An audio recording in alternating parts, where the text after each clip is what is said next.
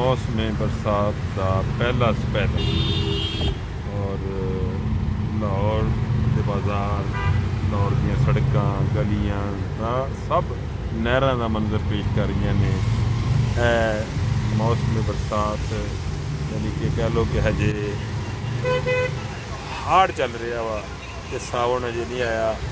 तो तुसीं हाड़ दे रंग वेखो ते हाड़ दियां जड़ियां शरारतां वेखो तो किस कदर वा कि मैं कहना जेड़ी भी रोड ते पूरा लाहौर है जी फुटपाथ डुब गया जी।